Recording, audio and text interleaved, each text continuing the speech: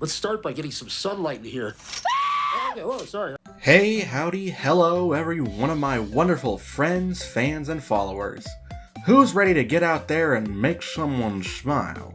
Yeah, it's been talked to death, but I am a huge fan of the awkward love child of Michael Cusack and Zach Hadel, known only as Smiling Friends. As a huge fan of the surrealist, chaotic humor of series like Pop Team Epic and the human element of comedies like King of the Hill, it's only natural that I'd find a lot to love about this fan-favorite Adult Swim series. And because I have an unhealthy obsession with ranking things, I think it's high time to put on my best smile, grab a century egg for a snack, and count down every episode of Smiling Friends from worst to best.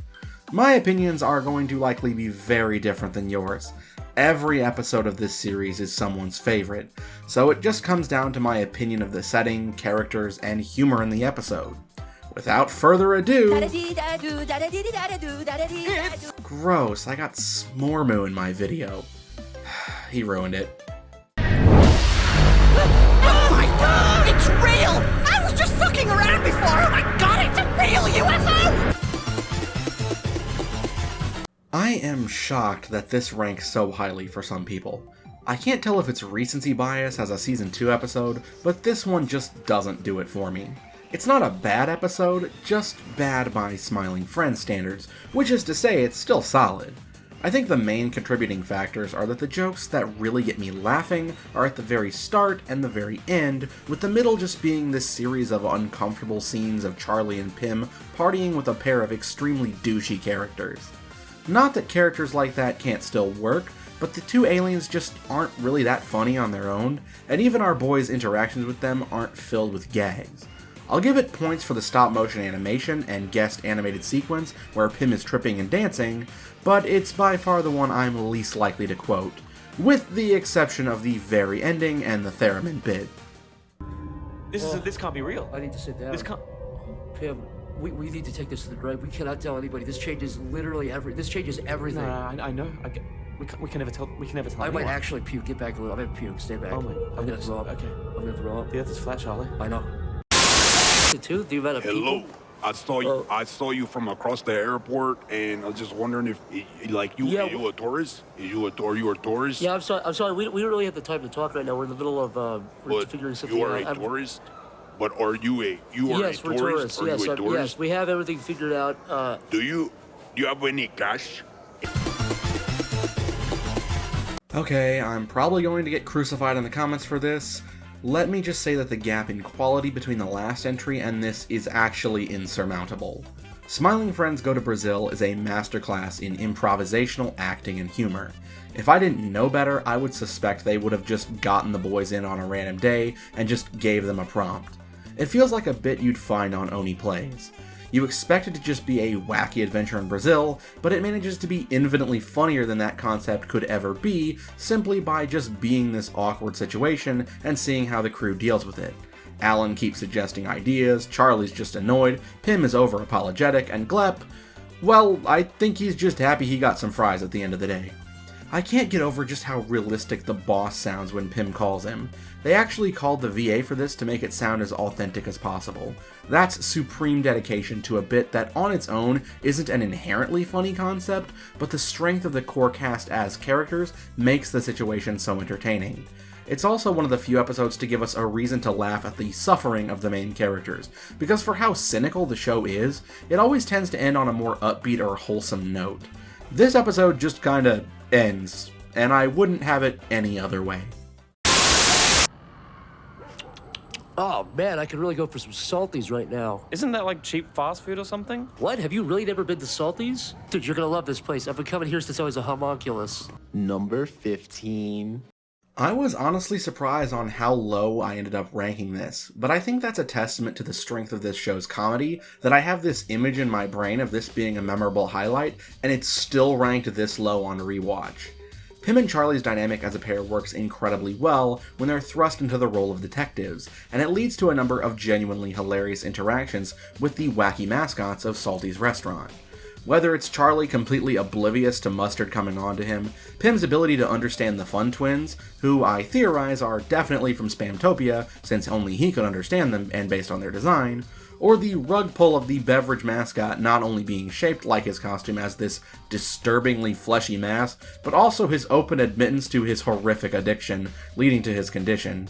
The two are at their best interacting with each other and the side cast. It comes to a head with the century egg though. That scene is solid gold. Just the concept of a fast food century egg is funny on its own, but his high opinion of himself that clearly masks some feelings of inadequacy and potential freakishness make for one of my favorite side characters to quote. And now you know my cool backstory. That is pretty cool. Thank you. Oh, and then they eat him. Look, Pim, I know it's our job to help this guy and everything, but I think this guy's a lost cause. He's obviously made up his mind. Why don't we just cut our losses and get out of here? Alright, if people are going to be mad about the Brazil episode being that low, I am going to be in serious danger over my thoughts on the pilot. Again, don't get me wrong, it's a banger episode, but I really think that the series hadn't quite come into its sense of self just yet. The skeleton is here, but it needed some time to flesh out its humor a bit. That said, Desmond is one of, if not the most iconic side character, and his nihilistic take on life is simultaneously relatable to many of us and delightfully absurd with how he just had the absolute worst luck. It also fleshes out the dynamic between our two leads and their own outlooks on life, including their biggest flaws. Pim is hopelessly naive and gets a much needed dose of reality which genuinely affects him as a character in later episodes, and Charlie is overly cynical and clearly doing his job purely as work. But as a result of helping Desmond, he comes to see the value in what it is they even do, even if he doesn't become a particularly happier person on his own. And we can't forget Dave, founder of Daveland. On top of the Desmond plot, this one also has a B-plot starring Alan, which I'd argue is honestly funnier than the main plot, purely based on his interactions with the squatter and Glep alone, leading to the iconic delivery of, "I just wanted my cheese," and the intersection with the A-plot with hilariously macabre results. By the way, for the record, you should probably knock or make yourself known next time you enter someone's place. Dude, I don't even think you should be in here to begin with. Yeah, not really your business though, is it? When you're living in our office walls, yeah, it kind of is. Yeah. Okay, I'm not doing this right now. Bye. Yeah, bye. What do I do? Run, David, run, David, run, David. You'll never escape. You're gonna die here, Pim. Halloween. A time for any cartoon worth its salt to put forth something truly scarifying, and oftentimes hilarious for their audience, and the first special from Smiling Friends does not disappoint. Except for in the humor department. Yeah, I come to this series for its jokes and character dynamics, and there's honestly not a lot of that here. There's one absolute banger joke at the end which has me in stitches every time, and if you've seen this episode you know exactly what it is, but that's kind of it for gags. That said, I actually have a very different reason for loving this one. Nostalgia. And not nostalgia for Smiling Friends, but rather a different show. Courage the Cowardly Dog. For as absolutely screwed up as that show was, it was always a personal favorite, and this episode gives me those vibes like no other show ever has, especially with the monster design, sound design, and overall plot. It may not be the funniest episode, but the overall vibes and the extremely funny ending, which is a serious contender for funniest joke in the entire series, lead to this taking a respectable 13th spot. I just love how the demon immediately switches into defense mode, going from genuinely scary monster to an innately human and even somewhat sympathetic character. Dude did not deserve to be murdered. His social media presence was already destroyed so thoroughly. What? Life can end? Ah! It's okay. The as of time of recording most recent episode was a barrel of laughs for covering a subject as difficult as death and making it funny. In a half-hearted parody turned sick joke, Charlie and Glep build the world's worst snowman out of junk, and Pim accidentally brings it to life with a radioactive flower. So, naturally it's voiced by Dana Schneider. And then this newly created being learns the meaning of life, and all is well, until Pim accidentally reveals the concept of death. I cannot overstate how hilarious the concept of, what if Frosty found out about the inevitability of death from an agnostic is. They try numerous ways of getting rid of the now ever-screaming snowman, including taking him to a mountaintop, though this invokes the wrath of the world's most asshole-ish Yeti, voiced by Chris O'Neill, better known as Oni Plays. If I see you again on my property, I'm beating your ass. Hard. Well, okay, rude. Huh? What's up? Yeah, that's what I thought. Pussy. See, this is how you make the douchebag archetype funny. He's not just some prick dude bro, he's a regular dude who's just sick of his life, and he takes that out on the people who invoked the straw that broke the camel's back. The Bill Nye bit is also horrifically hilarious, and the only way it could have been funnier is if they got the real deal to voice himself, but I'll take this. And if there wasn't enough existential dread for you, they then beg the question of just what kind of facsimile of life Rotten the Snowman is when he melts and becomes one with the ocean. So, is Rotten like the entire ocean now, or? I guess. I don't know how that works. Yeah, I don't know what that means. Like, is it the whole ocean or just that wave? Oh, now we'll never find out how to vanquish the evil demon. I just found out how to vanquish the evil demon on YouTube.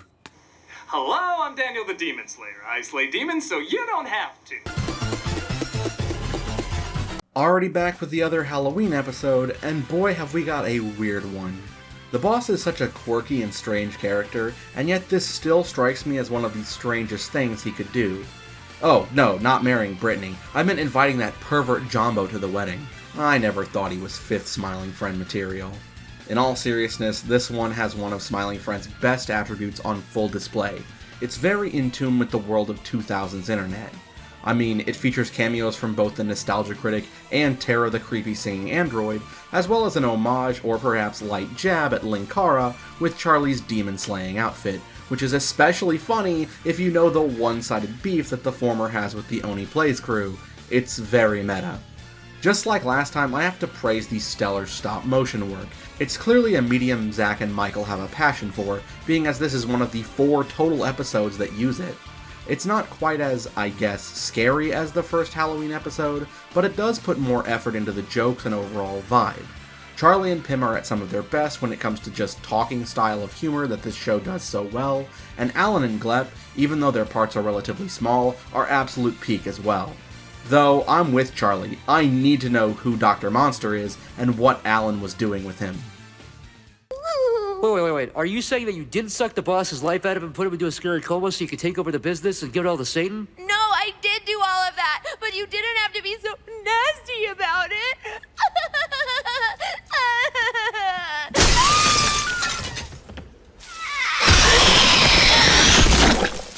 Get out of me! Nobody's messing with your head. Get out of me! No, nobody's messing with your head, man. Nobody's messing with your... One of the most fun ways that a series can inject some interesting interaction is to put a character against a cracked mirror version of themselves, and this show never fails to disappoint with character interaction. When the rival company Frowning Friends opens up across the street, our boys end up having a hard time getting people to smile when these guys exist to make everyone's life miserable. Grim and Gnarly are a great contrast to our main characters. Grim openly admits to Gnarly when we first meet him that he loves him. If they're the opposite of Pim and Charlie, does that mean Pim secretly hates Charlie? Or is it that he sees him in a completely platonic manner as friends? The best characters in this episode are the citizens the Frowning Friends make upset. DJ Spit, who needs to appear even more, the tooth-shaped head guy voiced by Lyle Rath, and especially the GOAT, 3D Squelton, all may have not spent much time on screen, but each steals the show for the scene they're in. Seeing the ways the remainder of the staff react is also a treat, with Glep and Alan having no integrity and joining them for the better 401k, and in Glep's case, I think just to be a violent security officer. And of course, the first of Mr. Boss's breakdowns. I honestly would have liked to see where they could have taken the Frowning Friends as characters after Mr. Boss managed to reach them. Thanks, Renaissance men. They're not even Renaissance men, that's a completely different period. How do I look, yellow man? You look like you're about to tell your friend not to come to school tomorrow, man. I simultaneously love and hate Shrimp as a character. On the one hand, as a certified gamer, I gotta respect my man's dedication to get to level 987413 in Mouse Quest. On the other, he is such a pathetic loser that I can't help but want him to take as many L's as possible. I'm conflicted. I want to root for him, and I also want him to die.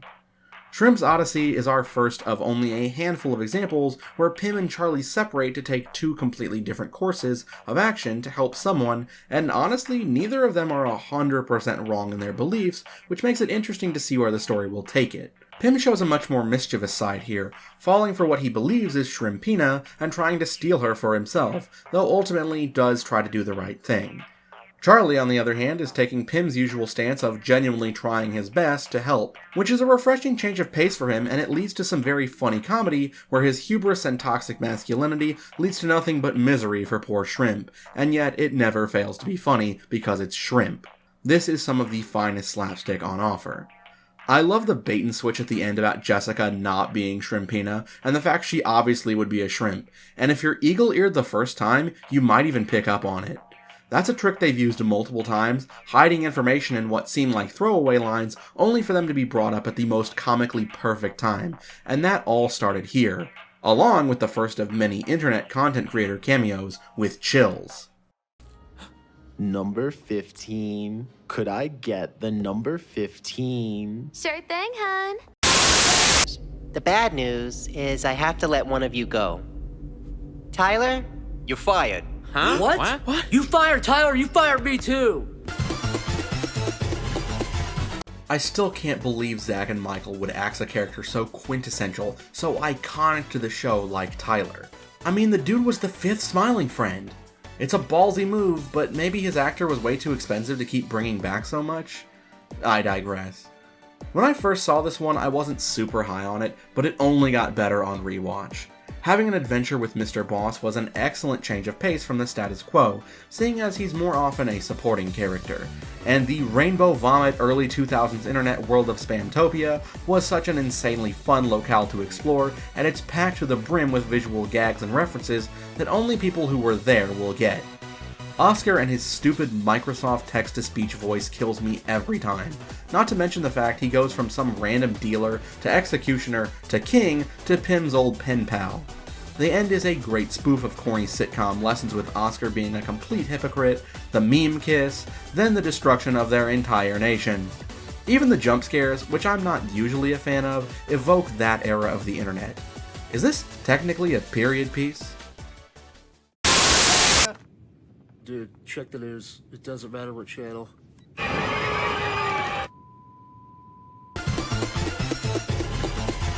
Everyone else I've seen rank this show always puts this one so low, and I just don't get it. I mean, I guess if satirizing politics isn't your thing, or if you're just easily grossed out, it probably won't be a highlight for you, but this episode has me in hysterics every time I see it. President Jimble isn't supposed to be likable. He's supposed to disgust you and make fun of the last, 10-ish years of American politics? Both him and Mr. Frog punch up at all the unqualified and awful people who make up basically our entire government. Even as someone who generally doesn't care for political discussion, I can appreciate the satirization of our frankly messed up system. Between the jabs at discourse over economic plans, foreign policy, how stupid the electoral college system can be, and even conspiracy whack jobs, it's just so refreshing to have political satire that isn't charged with contempt for the opposite side, seeing as it's not really trying to make a statement other than, aren't politicians cringe? And it's a bit of levity that I desperately needed in this election year. Also, I can't believe they just doxed Glep on national television. Wait, what? And we're getting confirmation now that the one single vote was from this guy. We're putting his name, face, address, and social security number on screen for our millions of viewers now. I guess we could try to make the world see the good side of Mr. Frog. How hard could that be?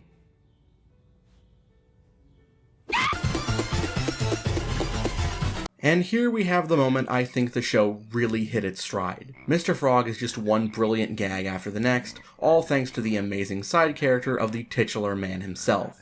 between the visual parodies of real-life media and art, starring this disturbing thing that doesn't even really look that much like a frog, to the gags about shows running on too long and recasting, basically every other line has me laughing. Hello. This is also the only episode so far to give my favorite character, Glep, a truly starring role, as the B-plot is all about him taking on the role of replacing Mr. Frog through his spitting talent, which the producer of the show then immediately pivots on and proceeds to get more smug all throughout the end, leading up to the brilliant bit where the episode comes full circle. Mr. Frog tries to apologize, but then solves his issue by doing the one thing he knows best, eating the bug. Hello. There's also the hilarious commentary on people's willingness to forgive people who frankly don't deserve it, a message that's become all too poignant nowadays, not that I'll disrespect anyone by naming names. This episode also was the progenitor of one of my favorite recurring bits, Charlie's miscellaneous stories about his uncle with weird, violent, or uncomfortable aspects. He owns the Terror Robot, he played theremin in a band, knows Bill Nye personally, and of course, has numerous severe traffic accidents on his record. Hello. Charlie, what did you give him? My uncle had some sleeping pills laying around to help him sleep at night after he rammed his car into a crowd of people.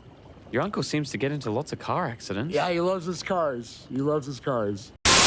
I care about you. This is like my you job, care about me. basically. That's so good. You're already doing your job. Get an actual job. Get one that pays you. You know, I looked at the hard economy out there So right now. hard economy. How about the economy of my patience? It's running thin, buddy. Paper thin like these walls. Maybe I'm overrating this one a bit, but Joel Haver is just so damn funny. The bad rotoscoping and his very natural delivery with his voice is just peak comedy every time.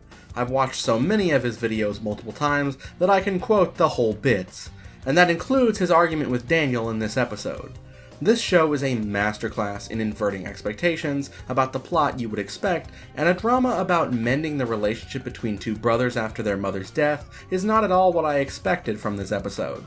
It's another where Pim and Charlie split up to tackle the problem, which means both side characters get more time to shine and interact, which for this show is always a plus. Between Joel's ranting, the weird restaurant scene, the rotoscope fight and its resolution with the hatched homunculus, and the intentionally ham-fisted goblin talking about the lesson he learned, this is by far my most quoted episode and never fails to put me in a good mood. No, this can't be happening! My brother! No! And yeah, we was having a little bit of brotherly drama, but I see how little that matters now. And I never told him how much I damn love him. I freaking love you, man! Oh, and how could I forget about the Jared Fogle bit at the start? That was an amazing bit and another example of brilliant, genuine feeling interaction between the cast. Very uncomfortable concept, leading to hilarious resolution. And this is Jeremy, your only form of hellish entertainment. Dude, if you do that again, I'm gonna punch you. I'm not kidding. Our first Christmas episode, and the first episode of the series I ever actually saw, this is yet another fine example of one great gag after the next for a perfect flow of humor throughout the entire episode. At least once Charlie goes to hell. The first part is this very real-sounding argument between Pim and Charlie that provides the perfect setup for the conflict of the episode. Then, once Charlie gets to hell and finds out that the devil has just decided he's done with it, he goes on a grand adventure with creatively macabre visuals, a fun musical number, meeting his grandma, that whole scene is a trip, before the first instance of stop-motion animation with the Prince of Darkness himself, feeling a shockingly relatable sense of severe burnout and apathy with his work, ordering some DoorDash and gaming at his PC. Man, I've been there. After Charlie strikes up a deal and finally manages to cheer him up through vicious torturing him over just offering some healthier lifestyle alternatives, the man, the myth, the legend himself, Gilbert Gottfried, in one of his final roles, shows up in the role of God himself, returning Charlie to the realm of the living in a bombastic and disturbing way. A ride of high laughs and no lows to be found. Also, Jeremy is a real contender for best side character. I think the biggest surprises are behind me.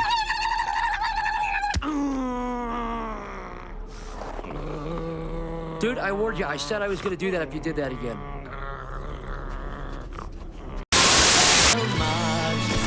Charlie was the hero, and I guess Pim was there too. God, I love it when they experiment with other animation styles, and this is the cream of the crop, with Mip's animation being an homage to the old Rankin Bass Hobbit film, and yet another fine example of just every moment in the episode being packed with joke after joke in a very classic Simpsons style, but with the bonus of being in an extremely different setting than the rest of the show. This enchanted forest just kind of exists in the middle of the city, and Charlie, at first, is having absolutely none of it until Mip comes along and charms him into helping him deliver his package to the princess. The montage is full of a number of hilarious gags and great slapstick at Pym's expense. The entire bit with the witch and her impressive chopping skills never fails to get a laugh, Pym turning into a golem-like creature and Mip's flirtatious eyes, then horrible death. It's all peak comedy from an animation standpoint. This mixed media animation at its most fun. It's also the first example of Charlie's unfortunate ability to attract toxic men, a bit we'll see repeated in an upcoming episode. Then of course the hilarious rug pull that Mip was the princess's stalker, and that their package was a bomb the whole time is the perfect end cap for the episode, followed with a very flat end to their journey. And of course, I can't neglect to mention my favorite line read in entertainment history. You kissed your dad on the mouth? These paper clips are absolutely perfect for tinkering with any machine I've come across. By the way, I'm not a flashback. I actually died, like not long after you left my store. Anyways, I should be getting back to hell now. Alan is severely underutilized in this show, though I'm happy that the second season gave him more to do, and even an adventure all to himself to obtain some paperclips for the boss that turns into a brilliant satire of action movies and just one absurd gag after the next. From DJ Spit's untimely demise, to the Sasquatch, to the stop-motion pirate crew, and Sea Monster's gut, all the way back to where it all began, Alan's apartment complex, and the reveal that the entire day had been meticulously planned by the second greatest side character in the show, the landlord, featuring my most quoted line from the show. What is it? I was just wondering if you wanted to hang out with me and smoke weed and fill our bellies with diet soda and play Burnout Revenge for the PS2. And then the smash cut a few seconds later to them just actually playing Burnout Revenge on a PS2. It's just absolute peak comedy and proof that the internet has rotted my brain. For a short time, the price of Burnout Revenge on PS2 shot up as a result of this episode. The episode actually also introduced a couple of memorable side characters aside from the landlord, including the repair shop owner and Armzo, who Alan was completely in his right to be upset with. I know he was just a paid actor, or maybe an animatronic, but Armzo was just being an asshole. And Armzo, if you screw up again, you're going back to the psych ward! And lastly, it led up to what might be my favorite bit in the whole series, with the tiny Mr. Boss and Alan's pretty rude reaction. That's a little version of me, Alan. I want you to have it.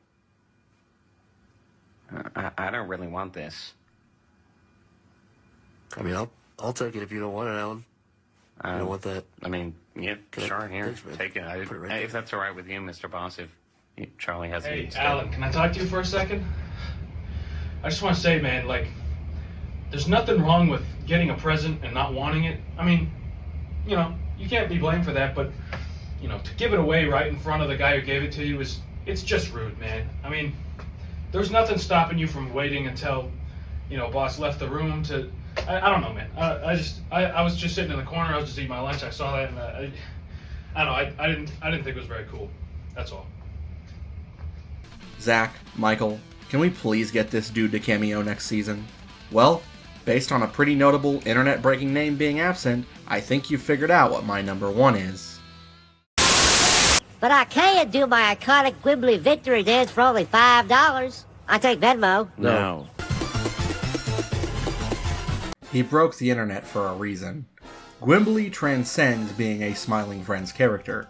He's a part of pop culture all his own now, and his episode is, in my opinion, the episode that is the best example of all the best aspects of the show itself. The humor, the human interaction, the slapstick, the cynical yet wholesome endings, the mixed media animation, this time in the form of the most PS1 core character you could ever see, the satire of the internet age of media, and especially of the gaming industry.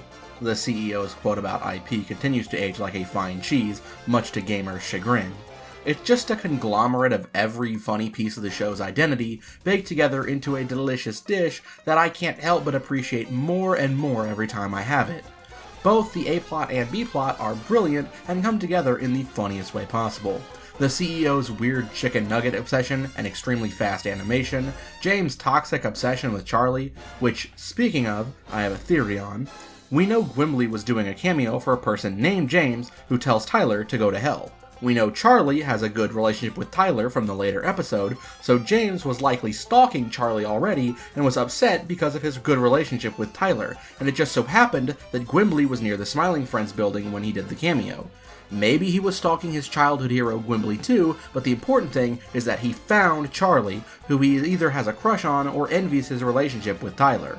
Either way, James is the same person that's doing the cameo. But hey, that's just a theory. A game theory! Thanks for watching. I'm not sorry. Regardless, the Gwimbly episode does everything right as an episode and is by far my favorite of the entire series. Oh, and the best joke in this is when Gwimbly brings up Mr. Millipede, wonders what he's up to, and then it smash cuts to his tombstone with just the funniest dialogue after. It's just wrong, man. Mr. Millipede was like a damn brother to me. And I'm gonna say what nobody else is willing to say. America has a fentanyl crisis. Ew, ew, ew. Smiling Friends is my favorite cartoon that's currently airing on TV, especially when it comes to Adult Swim. It hits exactly my style of humor and surprises and delights with each new episode doing something to break the mold of your average cartoon. Be it experimenting with different animation, bringing in unexpected guests for cameos, or even just subverting expectations in a new and creative way, Zach Hadel and Michael Cusack have created the pinnacle of humor for my generation that invokes the feelings of some of the greats like The Simpsons and SpongeBob while making it all their own. But what about you? What's your favorite episode of Smiling Friends? Any you think I vastly over or underrated? Who's your favorite main and side character? What internet personality do you want to see cameo next season? Let me know in the comments below. And hey, if you liked what you saw today, you can help us out by leaving a like, subscribing, and sharing with a fellow Smiling Friends fan. I really don't like to ask, but it does help us out. If you want to see more from me, I've got some other great videos on multiverses, SpongeBob, Overwatch, Kingdom Hearts, and more. Or, if you just can't get enough, my channel has been approved for YouTube memberships, where you can get some cool perks like having your name appear at the ends of videos. But please only do so if you can afford it. With all that said, my name's been Gigi, the Nerd Incarnate, and I hope to see you in the next video. I hope you have an incredible day. Peace out.